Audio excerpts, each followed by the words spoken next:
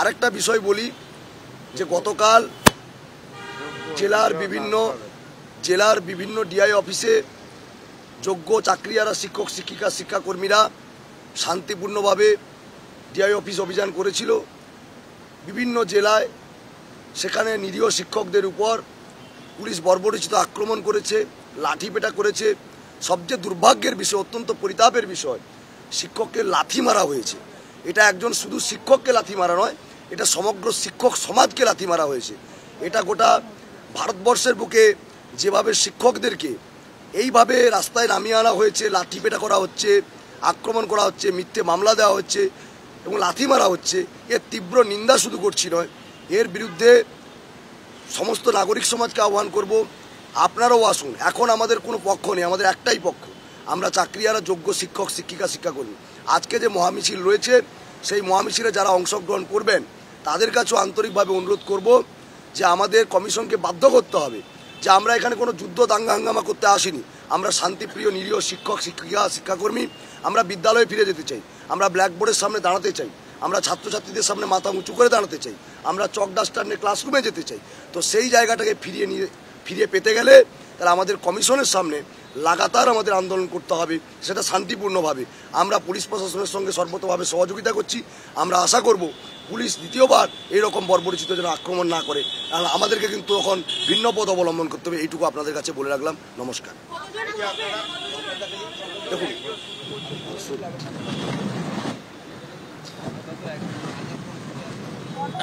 এখন আজকের আমাদের যে অনশন কর্মসূচি গৃহীত হয়েছে, প্রথম পর্যায়ে মাননীয় শিক্ষক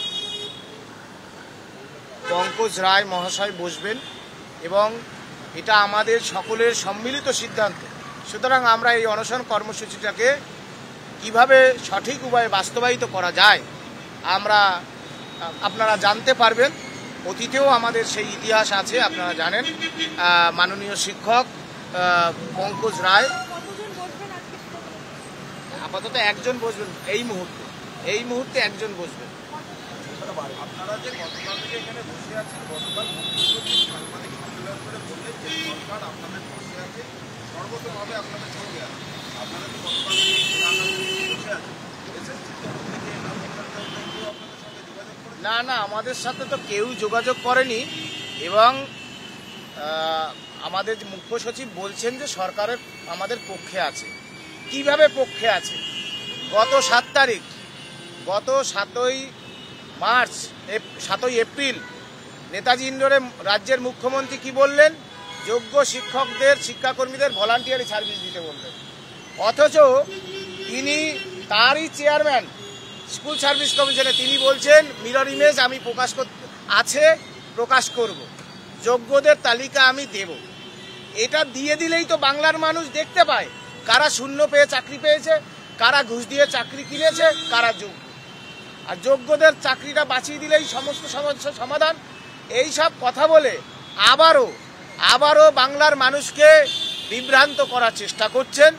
আমরা এই প্ররোচনায় পা দিচ্ছি না, সেজন্যই এখানে এই আন্দোলনে আমরা বসেছি, অনশন কর্মসূচি গৃহীত হয়েছে।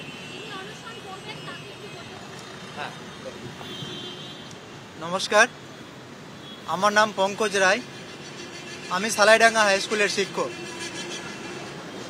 আমার কাছে একটাই মাত্র পথ দেখতে পাচ্ছি, যেই পথটা আমি বাঁচতে বাধ্য হলাম সেটা হলো অনশন।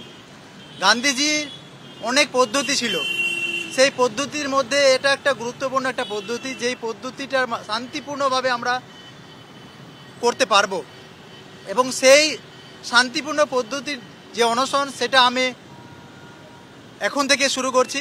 কারণ এই একমাত্র পথ যোগ্য শিক্ষক শিক্ষিকা এবং শিক্ষাকর্মীদেরকে বাঁচানোর জন্য আমাদের কাছে আর কোনো রাস্তা নাই। আপনাদের মাধ্যমে এটাও বলতে চাই যে আমরা যে পরিস্থিতির মাধ্যমে শিক্ষককে নিযুক্ত হয়েছি, সেই কঠিন পরিশ্রম করে কি হারে পরিশ্রম করতে হয় আপনারা অনেকে জানেন। আমার সহকর্মী, আমার বন্ধু, আমার শিক্ষক শিক্ষিকা শিক্ষাকর্মী যারা রয়েছে তারা জানে কি হারে কষ্ট করে পড়াশোনা করতে হয়, কিন্তু এত দুর্নীতির মাধ্যমে যে দুর্নীতি হয়েছে তার মধ্যেও আমরা নিজের যোগ্যতার ভিত্তিতে চাকরি পেয়েছি। এবং সেই যোগ্যতার প্রমাণ কাকে দিবে? যে নিয়োগ করেছে সে তাকে দেওয়া উচিত।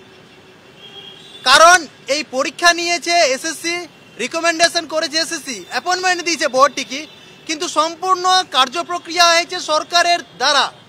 অর্থাৎ নিয়োগকারী সংস্থা হতে পারে স্বশাসিত, কিন্তু সম্পূর্ণ কার্যক্রম প্রক্রিয়া সরকারের মাধ্যমে সরকারের দ্বারা করা হয়েছে।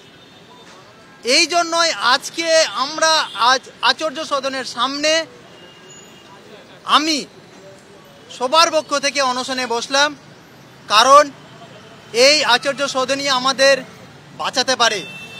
যোগ্য শিক্ষক আছে কি আছে না সেটা সার্টিফাইড করতে পারে একমাত্র নিয়োগকারী সংস্থা এসএসসি। এবং কালকে আমাদের প্রতিনিধি এবং আরও একজন গিয়েছিল, সেখান থেকে তারা জানতে পেরেছে, এসএসসি চেয়ারম্যান বলেছে যে তাদের কাছে মিরর ইমেজটা আছে অমারের। তাহলে ওনার কাছে যদি থাকে তাহলে সেটা কেন পাবলিশ করছে না? জনসমক্ষে অযোগ্যদের অমারশিট পাবলিশ করেছিল, সমস্ত 9-10 অমারশিট পাবলিশ করেছে, 11-12 অমারশিট পাবলিশ করা হয়নি। তো ওনার কাছে যতগুলো অমারশিট আছে, মিরর ইমেজটা আছে, সেটা জনসমক্ষে পাবলিশ করে দাও, তাহলে সেখানে সমস্ত কিছু বোঝা চলে যাবে। এবং সেই জন্যই আমি যোগ্য শিক্ষক শিক্ষিকা কর্মীদের পক্ষ থেকে আজ অনশনে বসলাম। ধন্যবাদ।